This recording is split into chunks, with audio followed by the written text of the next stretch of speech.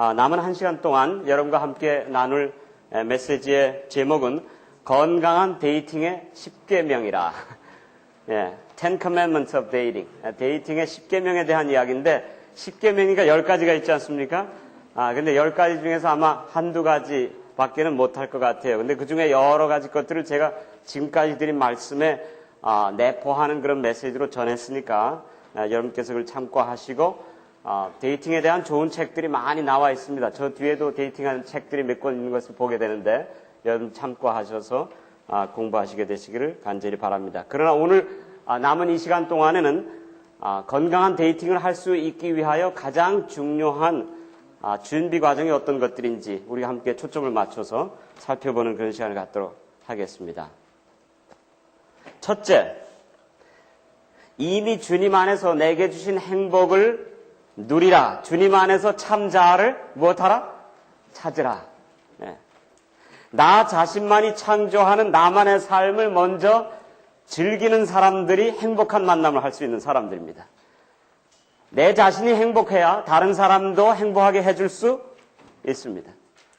행복한 사람들이 만나서 행복한 결혼을 이루는 겁니다.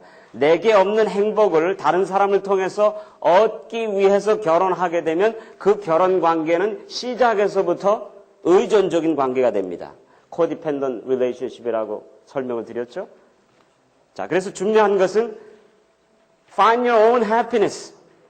Find your real self in Christ. 예수 그리스도 안에서 나의 참 자아를 깨닫고 건강한 자아를 깨닫고 내 자신이 먼저 하나님 안에서 행복을 찾으라 하는 말씀을 드렸습니다.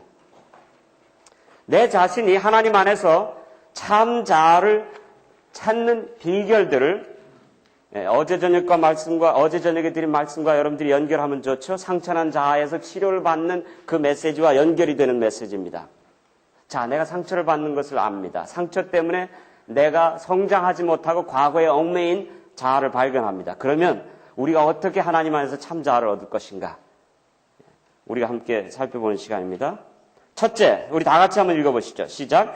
상처난 과거 때문에 움츠러들거나 또한 지나치게 부풀어진 과거로 우쭐해하는 자아를 벗어버리라. 여기 보세요. 움츠러든 자아도 상처난 자아의 결과고 우쭐해진 자아도 상처난 자아의 결과입니다. 우리 심리학적 용어는 depressed self, exaggerated self.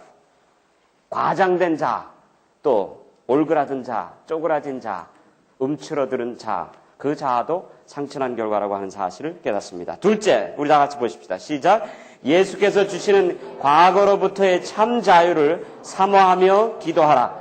고린도서 5장 17절에 분명히 말씀드렸죠. 옛것은 지나갔으니 이제 보라 무엇이 되었도다? 새 것이 되었도다. 약속합니다.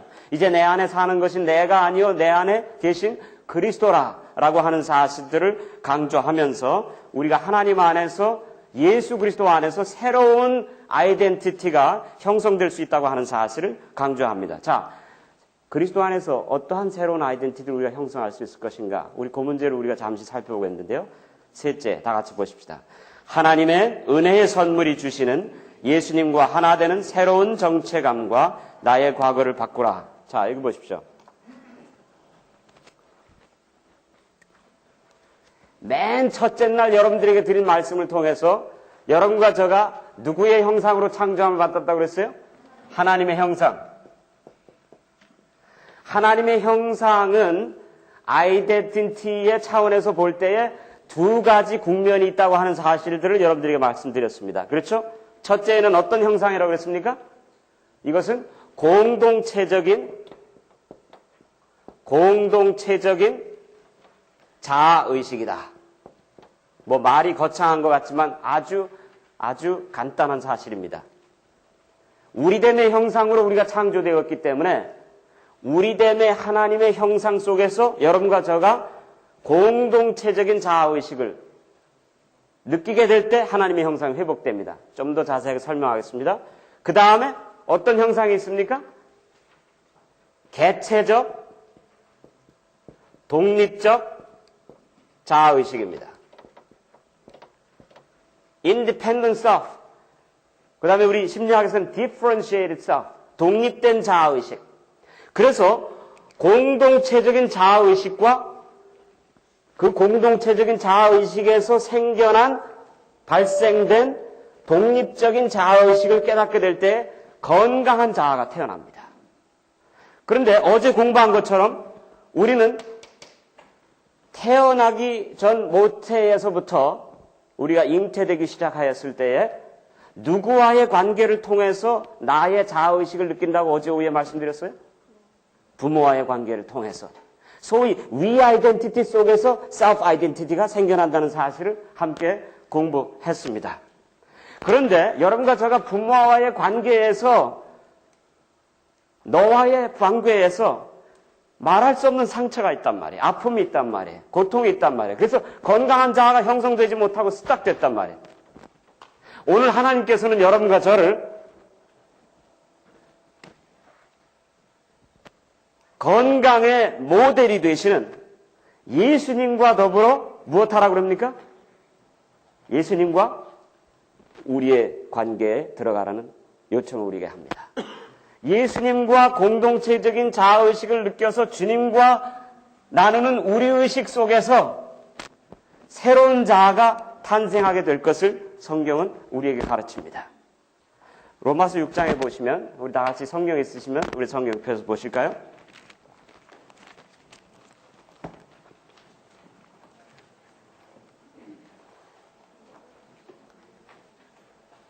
(6장) 2절부터 한번 보십시다. 그럴 수 없느니라 죄에 대하여 죽은 우리가 어찌 그 가운데 더 살려 무릇 그리스도 예수와 무엇하여? 합하여 침례를 받은 우리는 그의 죽으심과 합하여 침례받은 줄을 알지 못하느뇨. 그러므로 우리가 그의 죽으심과 합하여 침례를 받음으로 그와 함께 장사되었나니 이는 아버지의 영광으로 말미암아 그리스도를 죽은 자 가운데서 살리심과 같이 우리로 또한 새 생명 가운데서 행하게 하려 함이니라. 그랬습니다. 5절부터 봅시다. 만일 우리가 그의 죽으심을 본받아 연합한 자가 되었으면 또한 그의 부활을 본받아 연합한 자가 되리라. 자, 여기 그리스도 안에서 여러분과 제가 건강한 정체감을 형성하는 과정이 바로 심리학에서도 발달 과정, 인간의 아이덴티티를 형성하는 발달 과정에서 제시한 방법이고 바로 그것이 하나님께서 우리에게 제시한 복음적인 자아 발견의 방법과 일맥상통한다고 하는 사실을 여기서 봅니다. 무슨 말입니까?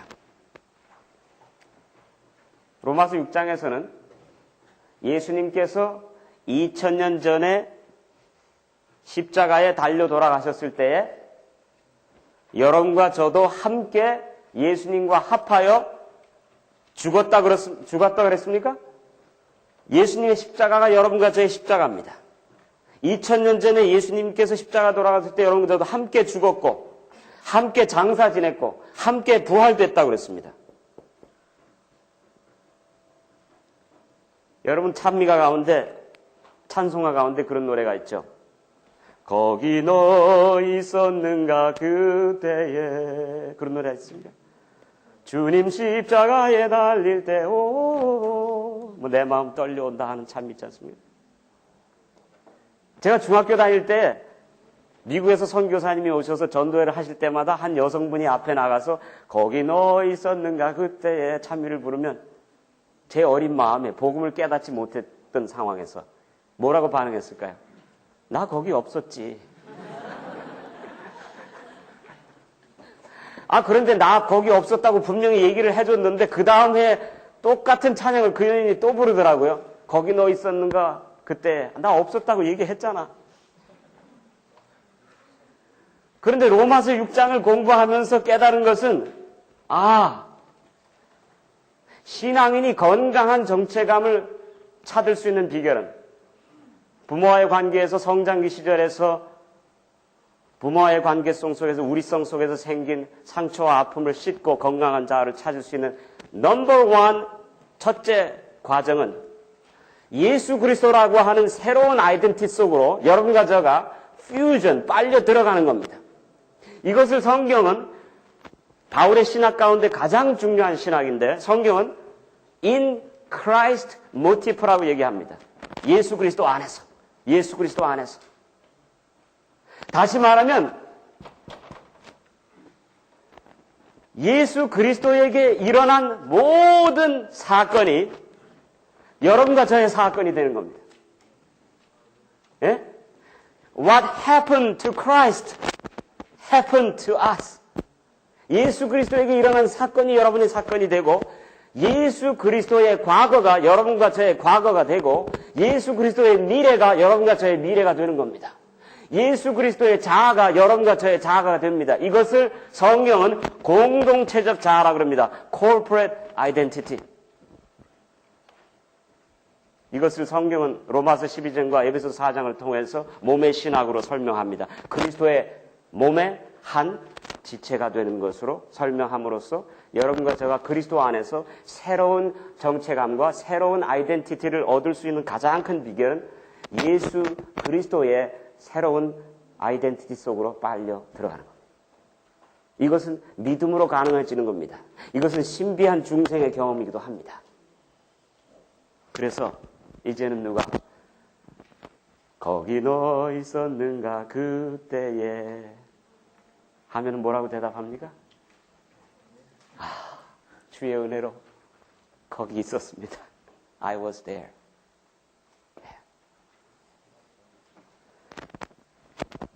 여러분, 이 사실이 우리에게 놀라운 감동과 놀라운 새로남을 가져다 주는데,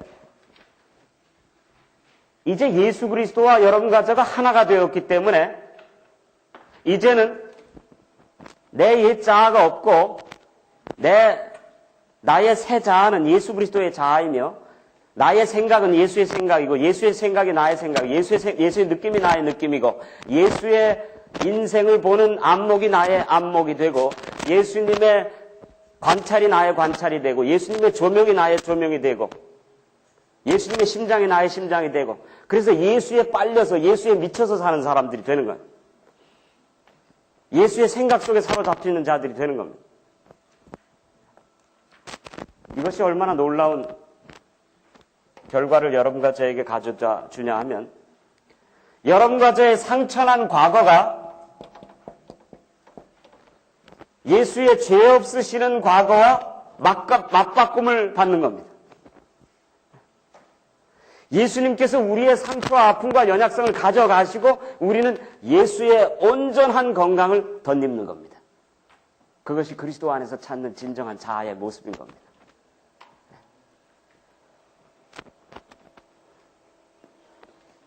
여러분, 네 번째 사실을 우리가 좀 더 자세하게 공부하면 이 말이 무슨 말인지를 알게 될 것입니다.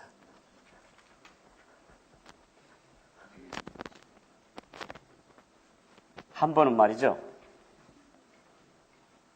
미국의 이든밸리라고 하는, 콜로라도주의 이든밸리라고 하는 그런 자영 선교 센터가 있었는데, 거기에 남미 파라과이인가 어디에서 아주 정치적으로 고위 직위에 있던 한 파라과이인이 미국 콜로라도 유니버시티로 학위 공부를 하러 왔습니다. 유명한 정치인이었습니다. 그런데 그 사람이 그곳에 왔다가 이든밸리의 우리 재림교인들과 접촉이 되고, 그러면서 이 사람이 재림 신앙을 받아들이게 되고, 이제 다시 자기 나라에 돌아가서 정치인이 되겠다고 하는 꿈을 포기하고 이제 선교사가 돼서 돌아가기 위해 준비하면서 그 자급 선교 기관에서 오전에는 공부하고 오후에는 이제 노인네들의 그 뒤치다거리를 하는 그런 냄새나는 일을 하게 됐어요.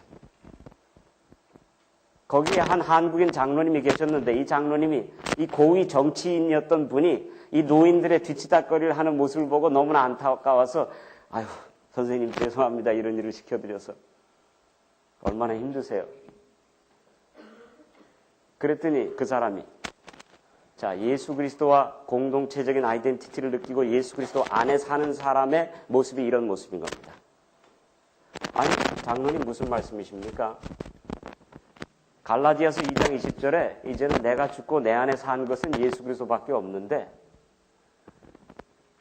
냄새나는 똥냄새를 맡아도 예수님이 맡는 거고, 고생을 해도 예수님이 고생을 하는 건데 제가 무슨 힘든 게 있습니까?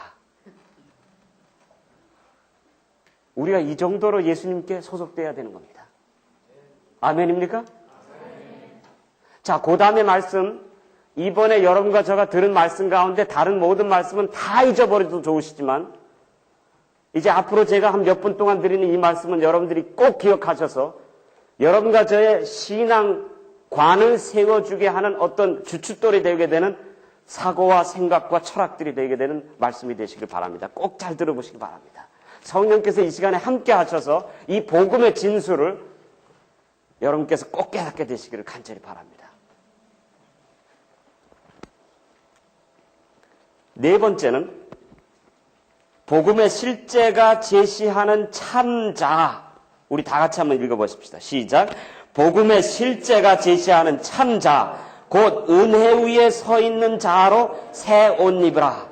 이거 get grounded라고 말할 수 있는데 여러분과 제 인생의 주초석이 되고 여러분의 인생의 초석이 되고 기초가 되는 바로 그 주춧돌이 복음이 여러분과 저에게 제시하는 실제입니다. 이것이 여러분과 저에게 상상적인 메시지로 들릴지 모르겠어요.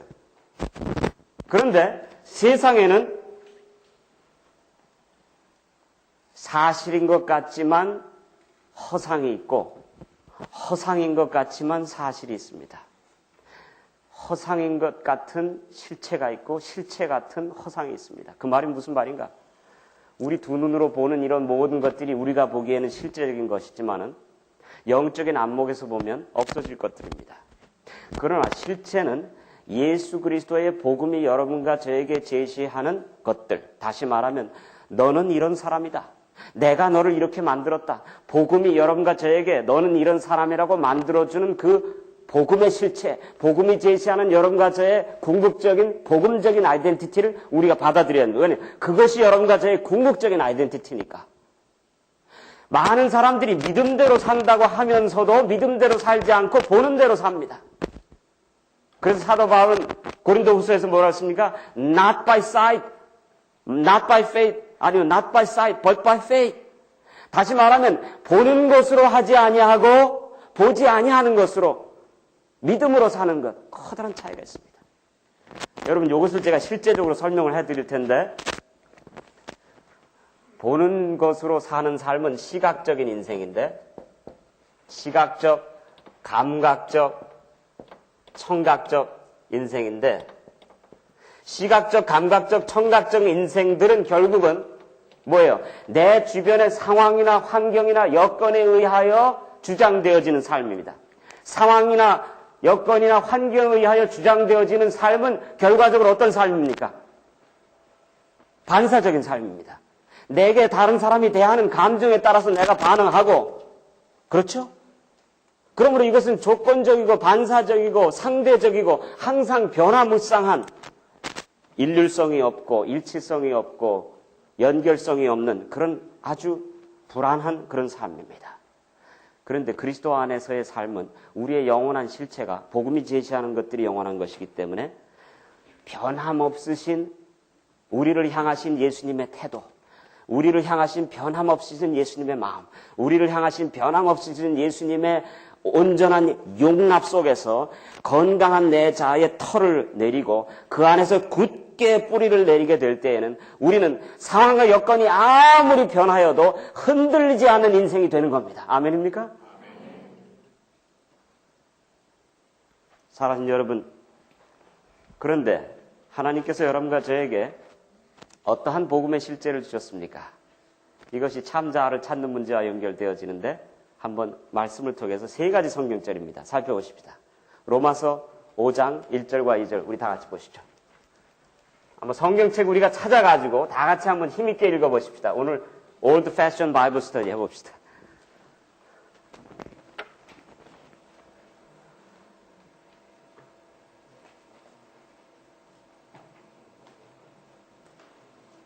자, 로마서 5장 1절과 2절 뭐라고 그랬습니까?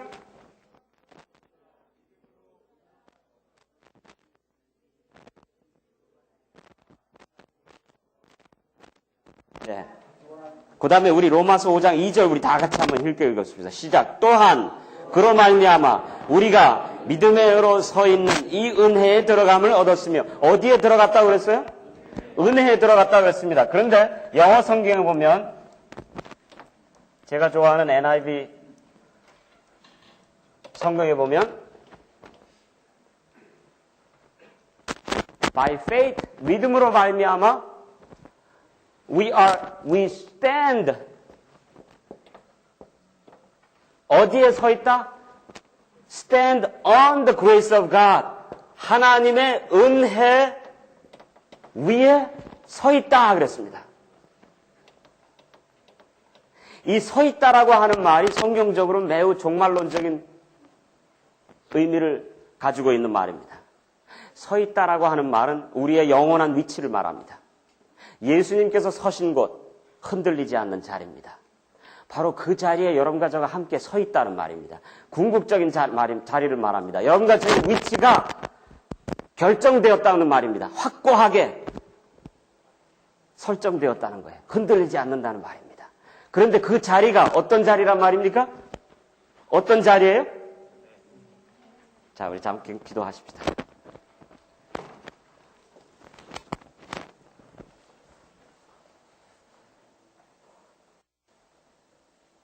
하나님, 우리가 이곳에 와서 이 메시지 꼭 깨달아야 되겠습니다.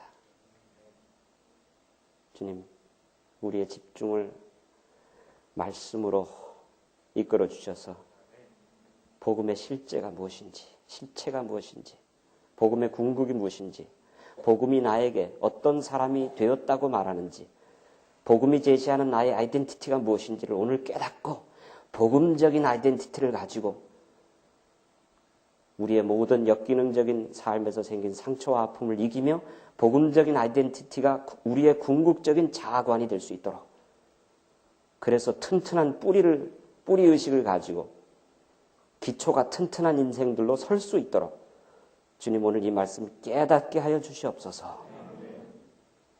정신 집중하게 하여 주시옵소서. 주님, 이들의 인내를 감사드리며 말씀을 향한 이들의 갈망을 인하여 주님의 이름을 찬양합니다. 예수님의 이름으로 기도합니다. 아멘. 자, 제가 이 말씀이 얼마나 중요한 것이라고 하는 사실을 여러분들이 느낍니까? 굉장히 중요한 겁니다. 이 말씀이 저로 하여금 흥분하게 하는, 저를 흥분의 도로가미로 몰아넣게 하는 메시지입니다. 자, 우리가 은혜 위에 서 있다 그랬습니다. 그런데 이 은혜의 자리는 어떤 자리인가? 우리 에베소서를 다 같이 살펴보십시오. 에베소서 2장 6절로 8절.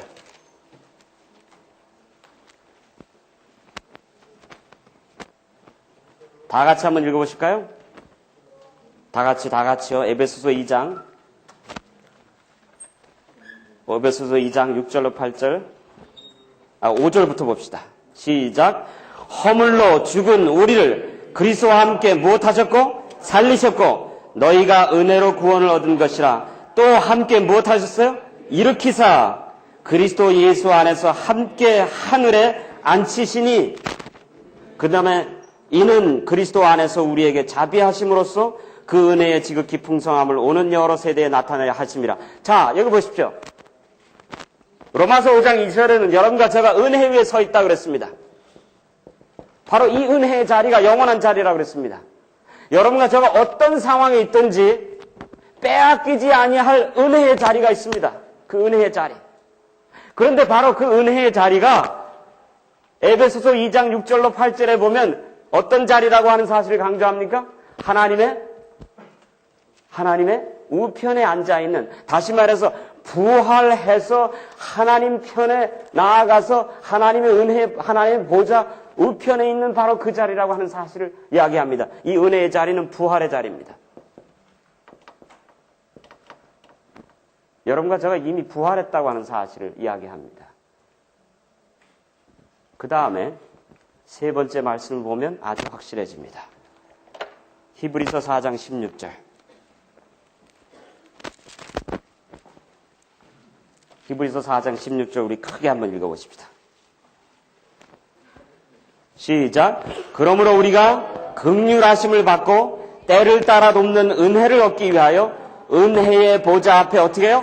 담대히 나갈지니라. 아하. 로마서 5장 2절에 나타난 은혜의 자리는 에베소서 2장 6절로 8절을 통해서 부활의 자리인 것을 깨닫고 예수님 우편에 서게 되는 그 자리임을 깨닫게 되고 히브리서 4장 16절에 보니까 바로 그 자리가 하나님의 은혜의 보좌가 있는 자리다. 은혜의 보좌가 어디에 있습니까? 하나님의 은혜의 보좌가 어디에 있어요? 자, 오늘 잠시 잠깐 동안 성서 공부 한번 해보십시다. 성소제도 여러분 아시죠? 하나님께서 이스라엘 백성들과 함께 거하시기 위해서 치셨던 장막 성소. 성소를 들어가면 맨 처음에 만나는 것이 무엇입니까? 번제단. 번제단이 있고 그 다음에 무엇이 있습니까? 물두멍이 있고 성소제도 모르면 간첩입니다. 번제단, 물두멍, 그 다음에 성소와 지성소가 갈라졌는데 성소의 오른편에 무엇이 있습니까? 떡상이 있죠. 떡이 몇 개가 있습니까? 12개가 있죠. 근데 떡상이 어느 쪽을 향해서 있어요? 예? 동서남북 어디입니까? 떡상이 북쪽을 향해서 있어요.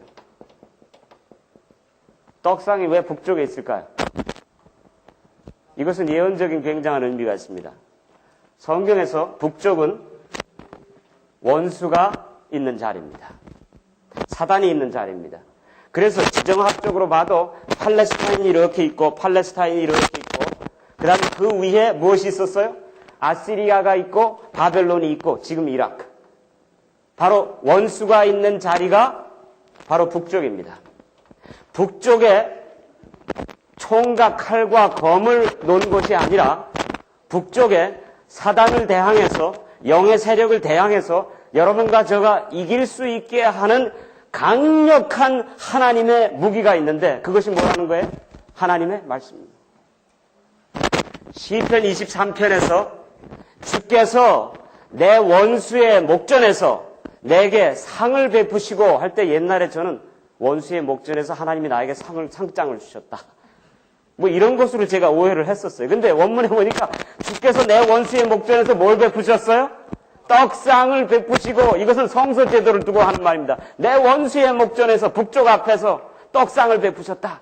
여러분과 제가 영의 싸움에서 자아와의 싸움에서 옛 자아가 살아나려고 할 때 상처난 자아가 여러분과 저를 지배하려고 할 때 우울증의 증세가 일어나고 하려 할 때 분노가 여러분과 저를 사로잡으려고 할 때 여러분과 제가 영의 싸움에서 자아와의 싸움에서 승리할 수 있는 가장 유일한 비결은 무엇입니까?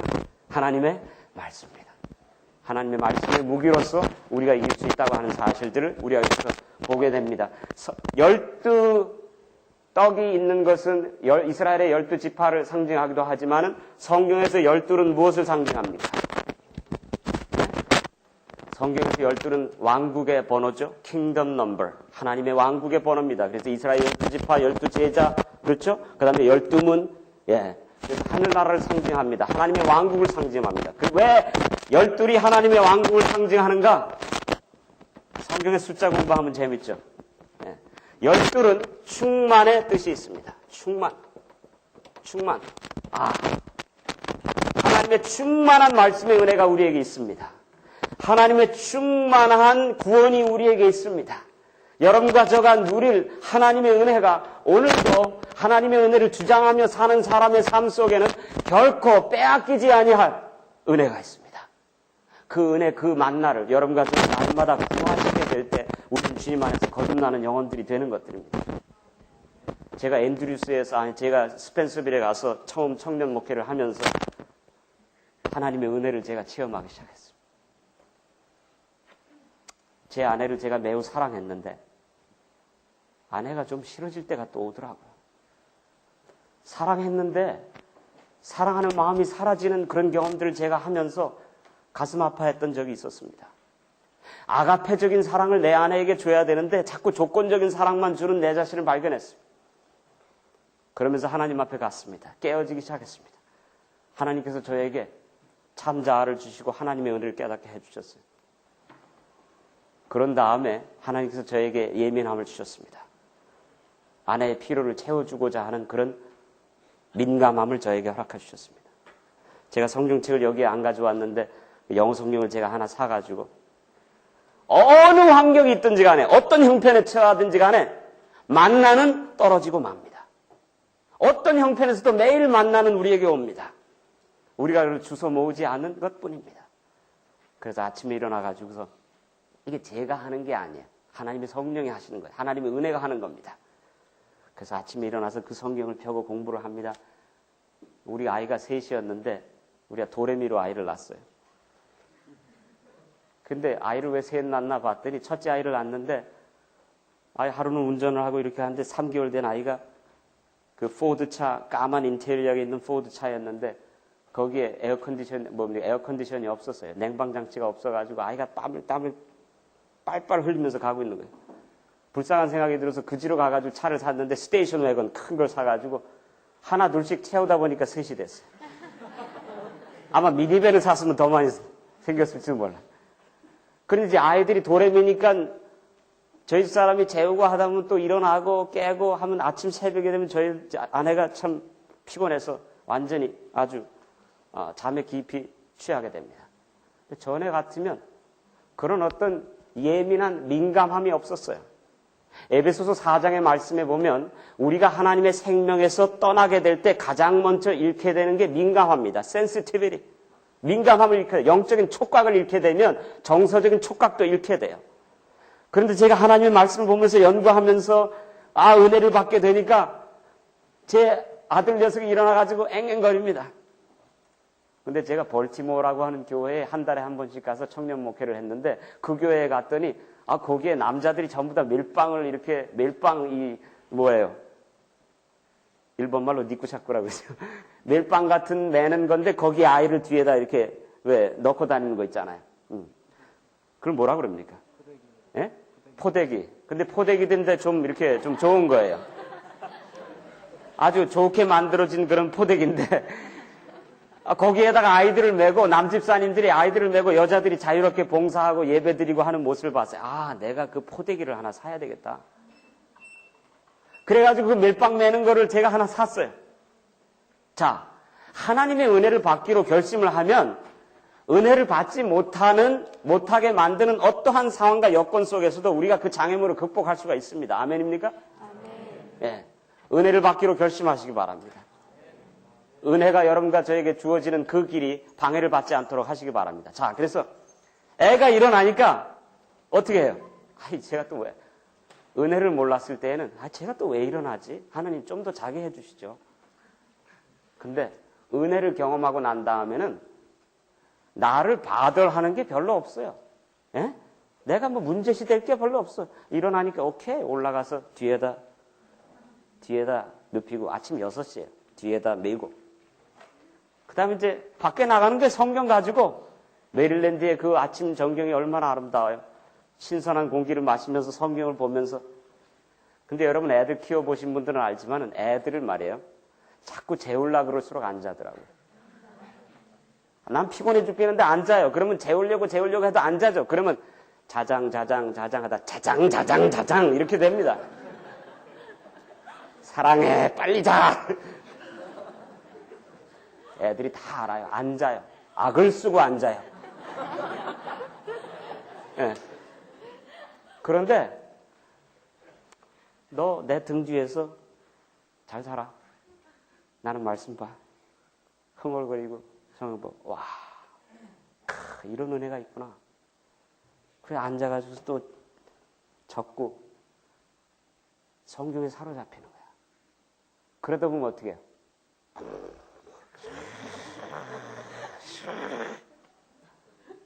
그럼 집에 들어와가지고선 눕히고. 제가 한국 남성답지 못한 얘기인지 모르지만 오늘 창피한 얘기 좀 할게요.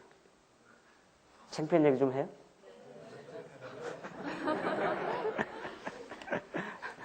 제 얘기가 아니고 복음에 대한 얘기입니다. 은혜에 대한 얘기입니다.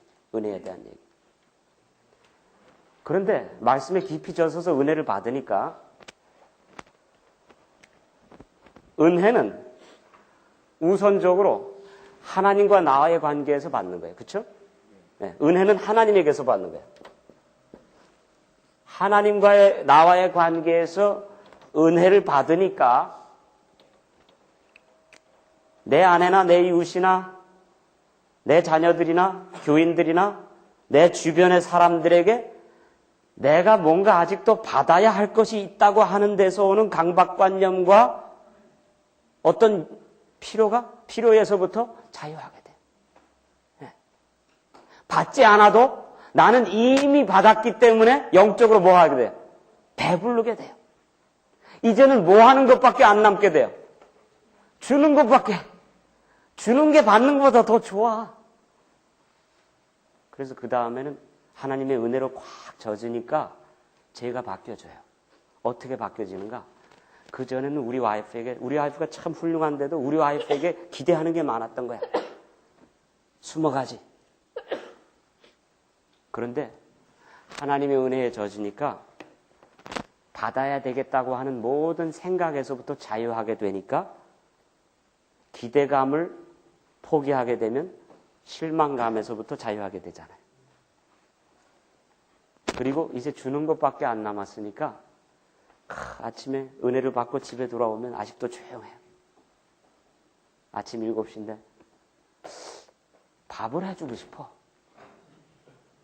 여러분, 엄목사가 밥을 해주고 싶은 생각이 든 거는 이거 기적입니다. 제가 한국에서 자랄 때에는 부엌에 부자도 몰랐거든요. 라면도 안 끓였어요, 저는. 제 여동생이 다 끓여줬지. 제 여동생이 라면 끓여주면 왜 이렇게 불었냐고 또 혼내는 그런 사람이었습니다.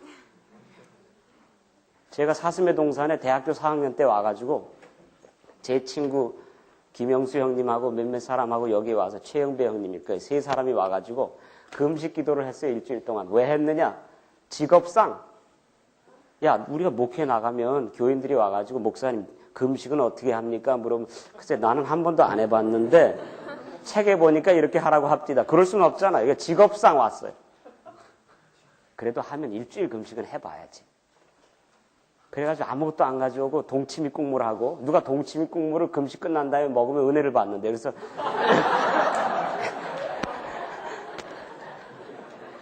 그래가지고 동치미 국물 하고 그 다음에 이제 오렌지하고를 이제 가지고 와가지고선 지금은 이 건물 다 없어졌더라고. 저 밑에 조그만 방 맨 끝에 거기에 들어가가지고 젊은 새 청년들이 거기에 들어가서 이제 금식을 하는데 왜 이렇게 배가 고파? 둘째 날이 됐는데 기도를 하는데 기도가 안 나오는 거예요. 몽실몽실 밥 생각만 나고 이 목사들이 이런 거예요. 그래가지고 이제 물을 뜨러 여기 관리인 사무소에 들어갔는데 밥을 하고 있잖아요. 근데 정말 거짓말 하나 안 보태고 훔쳐먹고 싶더라고요. 그런데 서로 다 경계를 하고 서로 다 경계를 하니까 누가 동치미 국물을 먹나 안 먹나. 그래서 매일 저녁 오렌지 숫자를 세고 그러면서 이제 이틀이 지났는데 3일째가 되기 시작하니까 입에서 악취가 나오기 시작하더라고요. 아, 사람에게로 들어가는 것이 사람을 더럽게 하는 것이 아니고 사람에게서 나오는 것이 사람을 더럽게 하는구나. 야, 내 몸이 이렇게 더러운지 몰랐다. 내가 참 더러운 사람이구나. 뉴스타트를 해도 더럽구나. 젊은 이 23, 22살 된 청년들이, 장정들이 여기 산 꼭대기를 요 계단을 밟아서 올라가는데 너무 바빠가지고 아직도 못 올라가 봤어요. 여기 와가지고. 요 산 꼭대기를 계단을 밟아서 올라가는데 세 청년들이 지팡이를 짚고 올라가는 거야. 야, 왜 이렇게 계단이 많냐 이거. 20계단밖에 안 되는데 야, 어질어질하다. 뭐 이거 큰일 났어요. 올라가는데 하나님께서 가르치시는 거예요. 엄성현, 너 아무것도 아니야. 너 하루 세끼 못 먹으면 이렇게 돼. 너는 절대적으로 나에게 의존된 존재야. 까불지 마. 하나님이 제일 먼저 하시니까 까불지 말라고 그러시더라고요. 아, 제가 왜 까불었습니까? 너 많이 까불었어. 내가 많이 봐줬어. 오늘 좀 혼나봐. 근데 하나님한테 혼나면 시원하더라고요. 제가 처음 하나님한테 혼났어요. 여기 올라가가지고서. 올라갔는데 성령이 내게 꽉 임하시니까 감당할 수가 없는 거예요. 거기에 이제 팍 쓰러졌어요. 팍 쓰러져. 하나님 알겠습니다. 제가 죄인입니다. 제가 죄인인 것을 신학과에 가서 목회자 4년에 제가 처음 깨달았어요. 눈물이 쏟아지는. 파노라마처럼 하나님께서 지난날의 모든 잘못들을 쫙 지나가게 하시는데 저는 큰 잘못을 가지고 저에게 다가오실 줄 알았어요. 옛날에 학창시절에 친구들이 배밭에 들어가서 배를 훔쳐먹자 그래가지고 안 간다 그러니까 너는 겁장이라고 이래가지고선 아니야 했다가 서울 36 그 철조망 옆에 배밭 있잖아요. 그 아저씨를 만나서 용서를 구해야 되는데 근데 거기 배밭에 들어가려고 발을 쫙 집어넣으려고 하는데 그 밑에서 뭐가 꿈틀거리는 거예요. 살모사.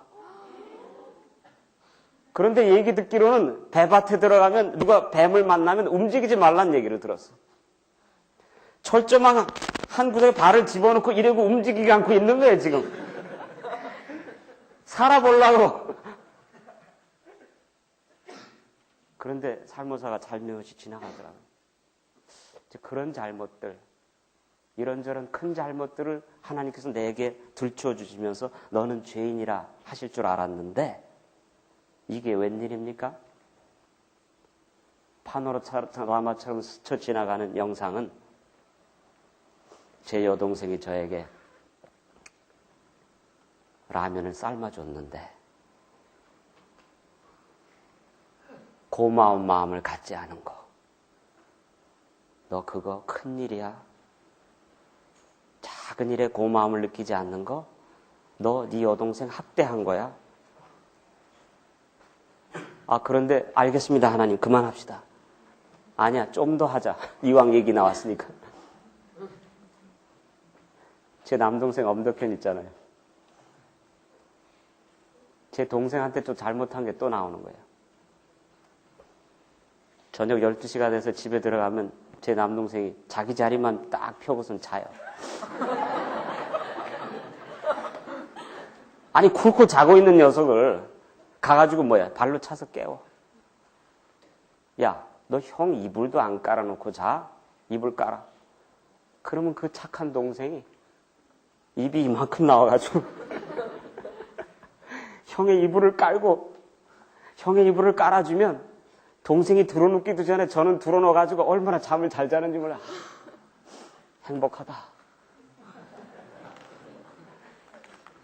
하나님께서 성령으로 저에게 그거 죄야 깨닫게 해주세요. 하나님의 은혜가 우리에게 오고 성령의 은혜가 우리에게 오면 작은 데서부터 변화가 일어나기 시작해요. 작은 일에 변화가 일어나기 시작해요. 그래서 제 아내를 위하여 그날 아침에 그래 이렇게 제가 스포일된 남자인데 제가 제 아내를 위해서 아침 식사 준비를 했다고 하는 것은 이것은 기적이지 않습니까? 지금은 잘하지만 그날을 제가 잊지 못해요. 아침 식사를 준비하는데 뭘 해야 될지 모르겠어. 그래가지고 미국의 오믈렛이 아니라 그 보리 이렇게 삶아놓고 먹는 거 있어요. 그거를 삶는데 소리가 날까봐. 하나님께서 사랑의 마음을 주시니까 민감해진 거예요. 깨울까봐. 따각따각 소리가 날까봐. 아침에 일어나서 우리 집사람이 아니 아침을 해놨어? 비록 보리를 삶아놓은 거지만 그 사람이 저를 척 보더니 이상한가 봐. 그러기를 지나다가 제 아내와 사랑의 관계를 맺고 난 다음에 하루 저녁은 제 아내가 저한테 여보, 당신 변했는데 당신 하나님께서 당신을 변화시켜 준 것 같아. 당신은 하나님의 사람이야. 나 당신을 존경해. 엄성현이가 살만 날까요? 예? 히말라야 산정에 올라간 것 같은 느낌이야. 우와! I'm a man! I'm a real man. 남자가 여자에게 존경받을 때. 또 내 아내가 나를 영적인 지도자로 인정해 주니까. 여러분, 하나님의 은혜입니다. 자, 우리 나머지 말씀을 계속해서 드리겠어요. 그 다음에 뭐가 있습니까? 촛대가 있죠? 촛대가 있고 그 다음에 여기에 무엇이 있습니까? 무엇이 있어요? 분향단이 있죠. 분향단이 있고 그 다음에 성소로 들어가면 법궤가 있고 그렇죠? 그 다음에 모세 아론의 쌍난 지팡이가 있고 그 다음에 항아리가 있고 만나 항아리가 있고 법궤가 있는데 그 위에 있는 것이 무엇입니까? 예, 영어로는 mercy seat이라 그랬는데 이것은 시은좌입니다. 시은좌. 다시 말하면 하나님의 은혜가 시어되는 자리다. 하나님의 은혜가 나타내어지는 자리다.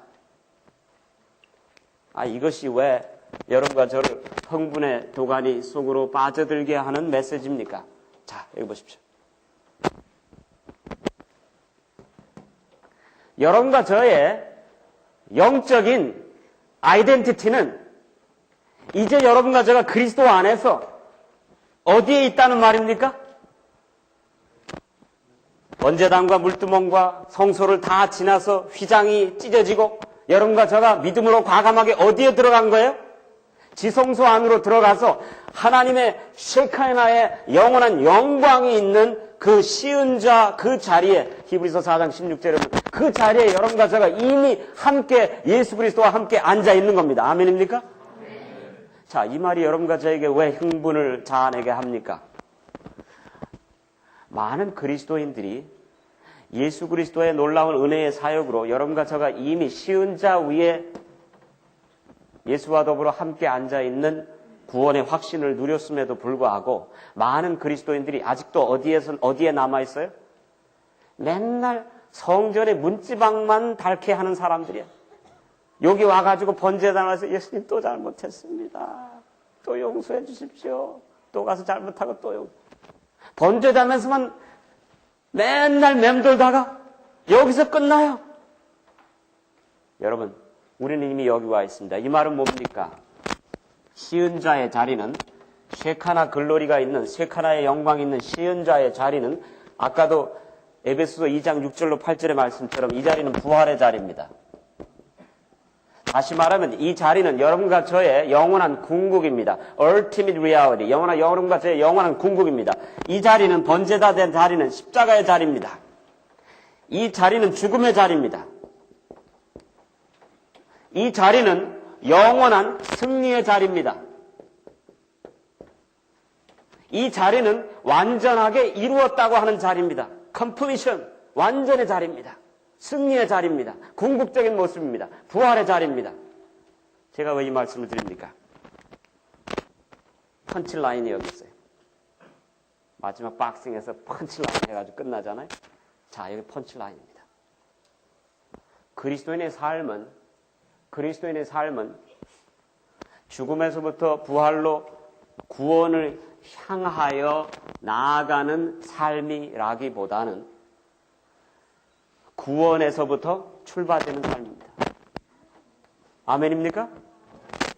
그리스도인의 삶은 부활을 향하여 나아가는 삶이라기보다는 부활에서부터 시작되는 삶입니다. 그리스도인의 삶은 지성소에서부터 하나님의 영광을 안고 나오는 삶입니다. 아멘입니까? 여러분과 저가 하나님의 이런 놀라운 궁극적인 승리의 보장이 여러분과 저에게 확실하게 주어졌다고 한다면 이제는 여러분과 저가 앞을 내다보는 무엇이 생긴 거예요? 적어도 안목이 생긴 겁니다. 퍼스펙티브, 통찰력이 생긴 겁니다. 뭔가 막힌 담이 헐려지고 이제는 완전히 우리의 장래와 우리의 미래가 뚫려진 모습들을 보게 됩니다. 예수 그리스도의 미래가, 예수 그리스도의 현실이 여러분과 저의 미래가 되는 겁니다. 어떤 분이 얘기하기를 스캇 팩이라고 하는 유명한 사람이 The Road Less Traveled, 많은 사람들이 걷지 아니한 길이라는 책을 쓴 이 스캇 팩이라고 하는 사람이 하도 그 사람 책이 유명하다고 그래가지고 제가 한번 샀어요. 19불을 주고 샀어요. The Road Less Traveled. 그 한국말도 번역이 됐죠. 스카펙은 정신과 의사인데 그리스도인은 아니고 이 사람은 소위 불교도 심취돼 있다가 뭐 여러 가지 그저 공부하는 이런 사람인데 미국에서 아주 유명한 정신의학자입니다. 그리고 이 사람의 책들이 굉장히 인기가 많은데 그 책을 샀어요. 그 책의 첫 문장이 뭐겠습니까? 딱 폈더니 기대감을 가지고 딱 폈더니 Life is difficult. 뭐예요? 삶이 어렵다. 누가 몰라? 덮으려고 그랬어요. 그런데 19불 주고 샀으니까 한번 읽어보자. 읽어봤더니 고난이 되는 것은 고난 그 자체에 있기보다는 고난이 고난으로 끝날 수도 있다라고 하는 생각이 고난을 고난스럽게 한다. 참 고난스러운 말입니다. 이해하기가 참 아주 골치 아픈 말이에요. 근데 여러분 잘 들어보세요. 고난이 되는 것은 이 고난이 어디로 가는지를 모르기 때문에 고난이 된다는 말입니다. 고난이 고난으로 끝날 수도 있다라고 하는 생각이 들 때 우리는 불안하게 되고 우리는 인생의 의미를 잃게 된다는 말이에요. 그렇죠? 그러나 그 다음에 스카펙의 말을 통해서 제가 어떤 큰 통찰력을 얻었어요. 아, 고난이 되지 않을 수 있는 비결은 고난이 고난으로 끝나지 않는다고 하는 사실을 알게 되면 고난이 되지를 않습니다. 스카펙이 자기 혼자 한 얘기가 아니고 로마서 5장의 얘기예요. 로마서 5장 비껴 쓴 거예요. 로마서 5장 우리 다 같이 보실까요?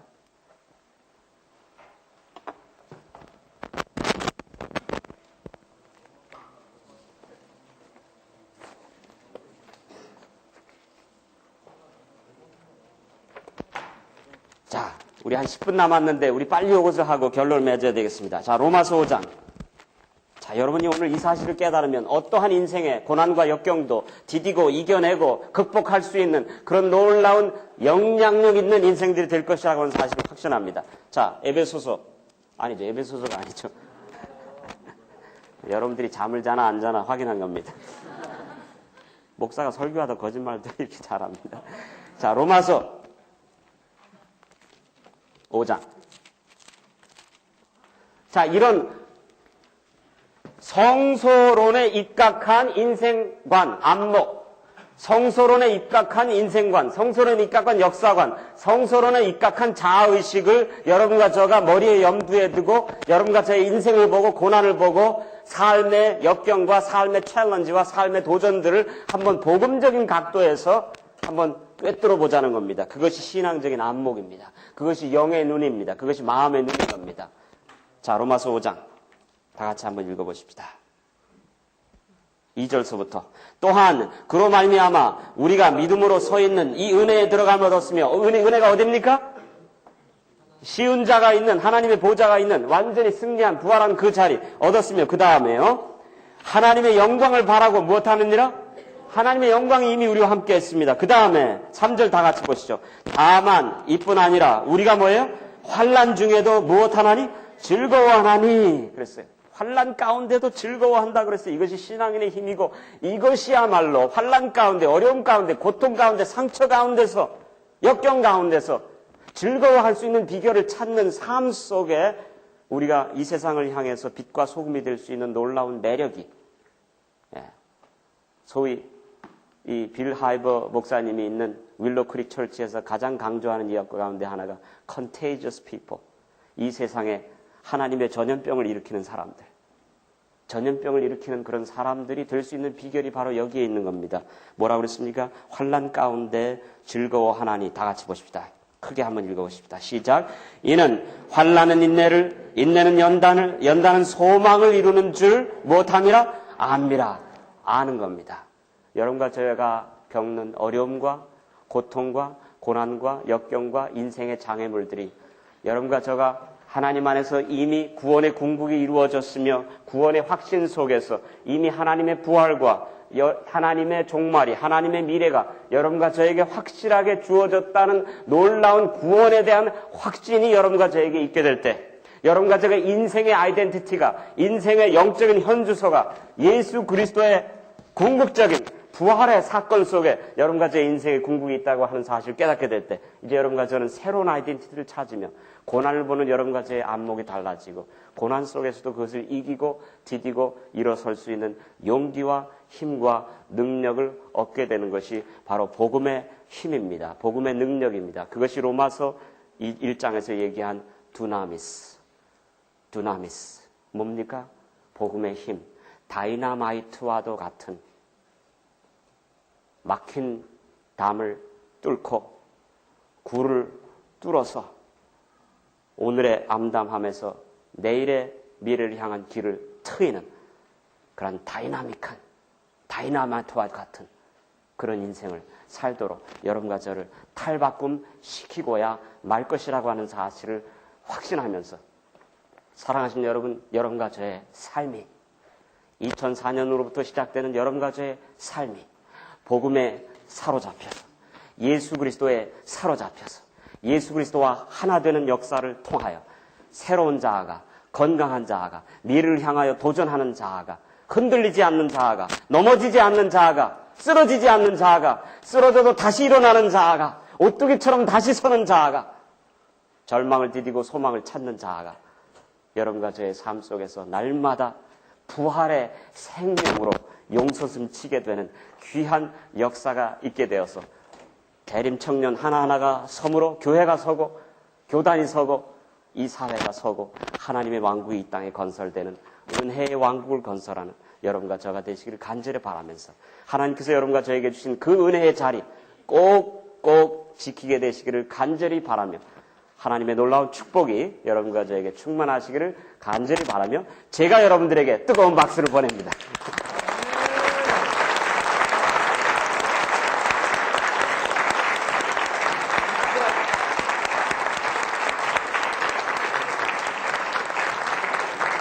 자, 우리 기도합시다. 하나님, 이 박수는 주님께 드리는 박수입니다. 주님, 모든 영광을 받으시옵소서. 우리의 부족함을 채워주시옵시고, 혹이러한 집회를 통해서